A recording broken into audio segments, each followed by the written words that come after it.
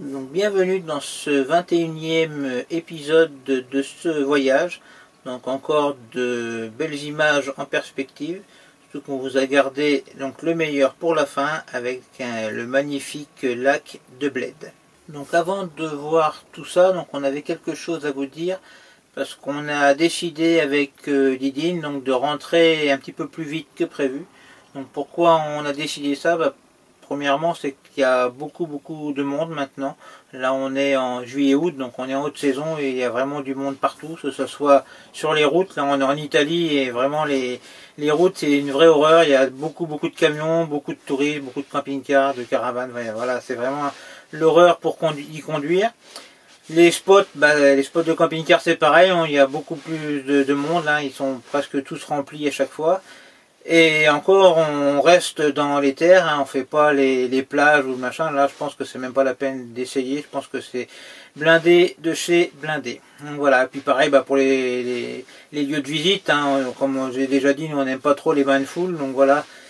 Donc déjà, voilà pour la première raison. Donc beaucoup de monde. Donc une deuxième raison aussi, je pense que maintenant, ça fait 3 mois et demi, 4 mois là qu'on est parti dans ce voyage. Et je pense qu'il y a aussi la fatigue qui commence à apparaître.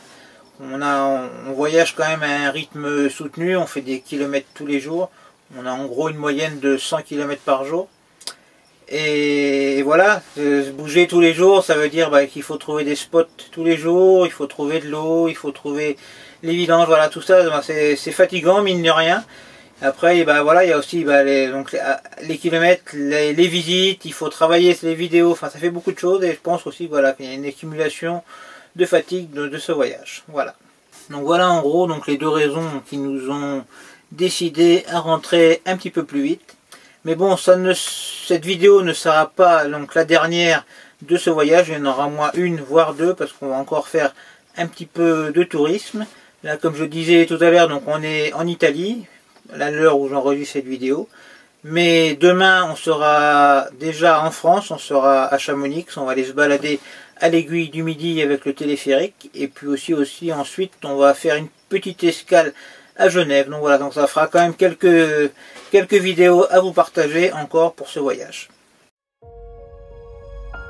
Bienvenue sur notre chaîne YouTube. Nous avons passé les 3 mois et demi de voyage avec un peu plus de 11 000 km au compteur pour cette aventure rocambolesque qui nous en fait voir de toutes les couleurs depuis le début. Si tu ne nous connais pas encore, moi c'est Amaury et je voyage avec ma maman Bernadine ou Didine pour les intimes. Nous sommes tous les deux atteints d'une maladie génétique. Didine est en fauteuil roulant, mais cela ne nous empêche pas de réaliser nos rêves d'évasion.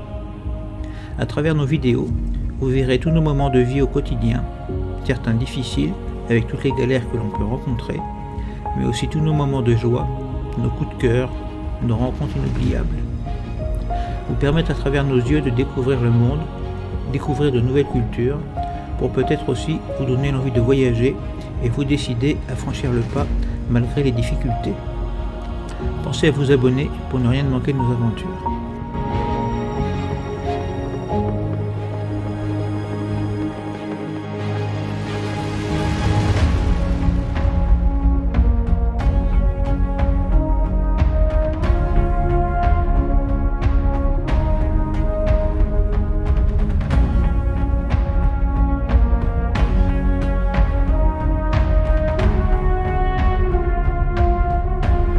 Nous n'avons pas visité ce château car ce genre d'édifices médiévaux ne sont en général pas très accessibles pour les fauteuils roulants. Et en plus, ici, il n'y avait pas de parking assez proche pour y garer le camping-car. Pas grave, on fait juste quelques vues avec le drone et on reprend la route.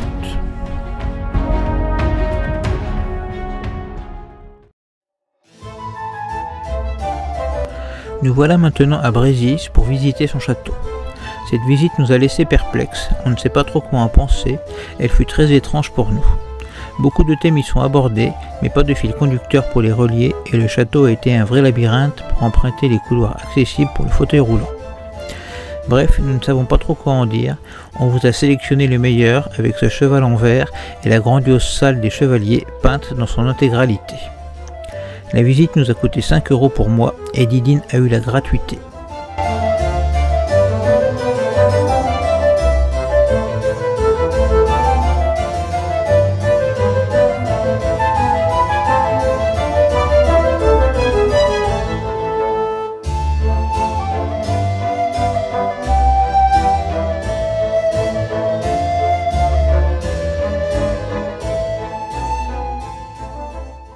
Bon bah les petites galères continuent. Bon là c'est pas bien grave, mais bon c'est toujours chiant. On a une roue de la remorque qui a pris un clou.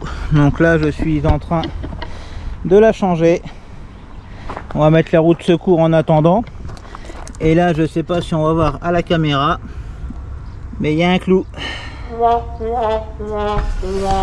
Voilà, donc ça fait déjà un petit moment qu'on roule comme ça, parce qu'on a un gonfleur dans le camping-car, donc on le regonflait quand même, mais là bon je me suis dit quand même il faudrait quand même le changer et puis la faire réparer. Donc voilà, encore une petite galère dans le voyage.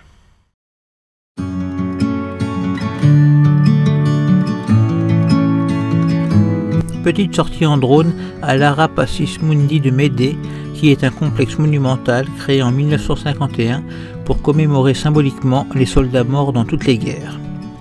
Ce monument est destiné à conduire symboliquement les hommes vers la paix et la fraternité sans avoir recours à la cruauté de la guerre. À l'intérieur se trouve une urne qui porte l'inscription « La haine produit la mort, l'amour engendre la vie ». Elle contient des cendres de 800 cimetières de guerre d'Italie et suite à une bénédiction reçue sur l'autel de la patrie à Rome, a été apportée à Médée et placée à l'intérieur du monument.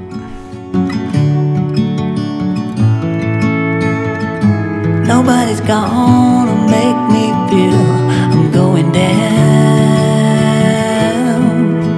I'm doing alright, I'm doing okay.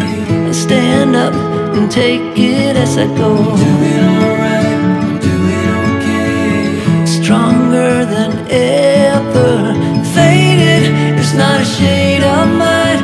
All in all, I'm doing fine. Doing alright, I'm doing okay.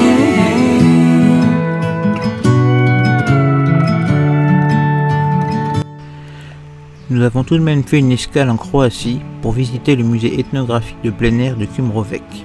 Se trouvant à quelques kilomètres de la frontière slovène et la Croatie étant maintenant rentrée dans l'espace Schengen, nous n'avions aucune raison de ne pas y aller. Ce musée et surtout ce village sont très célèbres en Croatie car c'est le lieu de naissance du maréchal Tito qui dirigea l'ex-Yougoslavie pendant 27 ans jusqu'à sa mort le 4 mai 1980. Le musée est assez petit mais assez complet, on peut y voir pas mal de choses de l'époque, c'est intéressant. Le prix d'entrée est de 5 € par personne et gratuit pour les personnes à mobilité réduite.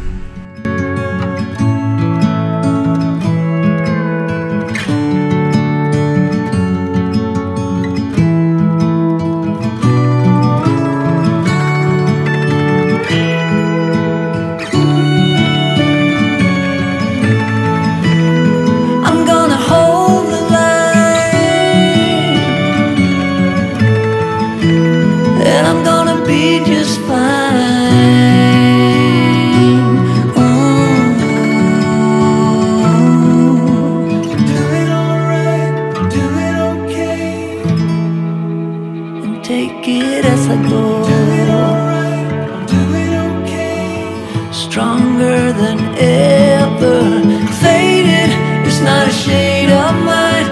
All in all, I'm doing fine. Doing alright, I'm doing okay. Oh, faded, it's not a shade of mine.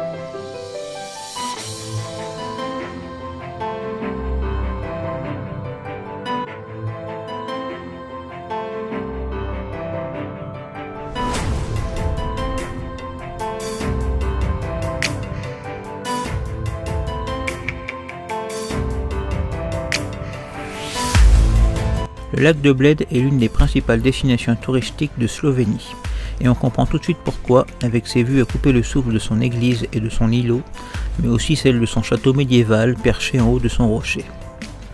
Si comme nous, vous décidez d'y aller en haute saison, je vous conseille d'arriver là-bas très tôt.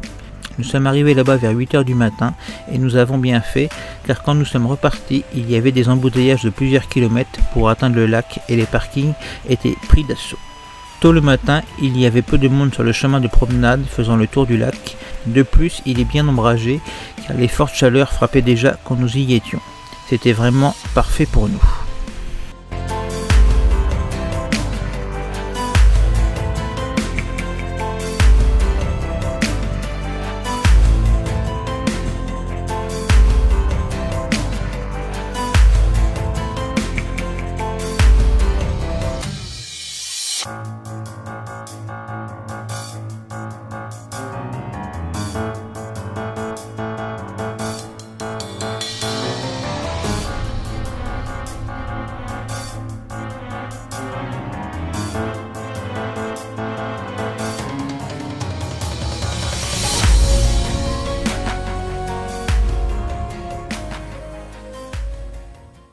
Bon, et bien voilà, cette vidéo se termine. À l'heure actuelle, nous avons 795 abonnés et ça serait vraiment super qu'avant la fin de ce voyage, on arrive aux 800. Donc il nous manque 5 abonnés. Donc si tu regardes cette vidéo et que tu n'es pas encore abonné, eh bien, essaye de le faire parce que ça nous serait super plaisir. Voilà. Et puis bien sûr, pour les autres, eh bien, n'hésitez pas à nous laisser vos commentaires. Un petit like pour nous soutenir et nous on vous dit à bientôt pour la prochaine vidéo. Salut!